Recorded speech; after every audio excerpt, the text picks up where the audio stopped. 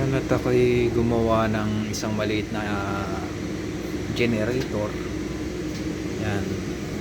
Itong motor na to ay motor ng treadmill. Bali DC motor to. Gumamit ako sa kanya dito ng diode at saka transformer.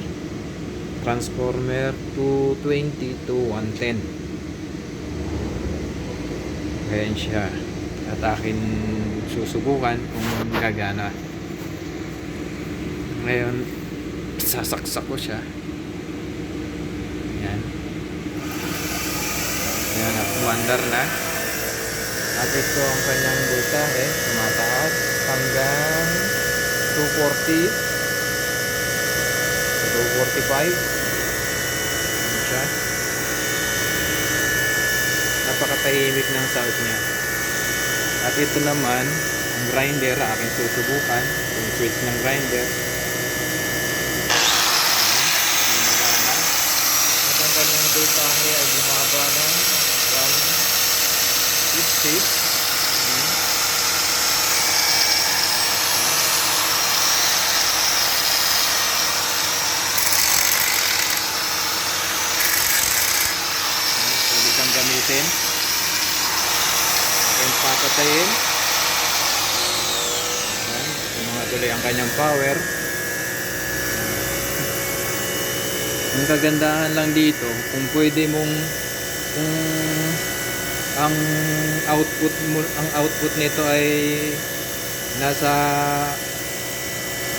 110 lang, ang magiging konsumo mong kuryente nasa 220. Makakasave ka ng kuryente ng kahit konti. At pwede mo siyang patakbuhin ng kung mayroon kang inverter, pwede mo siyang mapagana gamit ang inverter. At mayroon siyang 12 volts DC para mag charge sa inverter ng battery. Pwede mo siyang convert siya ng ganon para maging free energy siya. Kasi dito sa sistemang ito, gumamit lang ako ng AC dito sa line ng kuryente. Ayan siya. Tumataas ang kanyang power.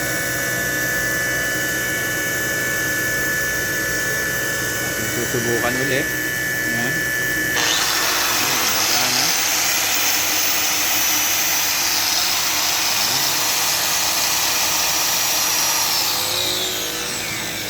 Ayan siya.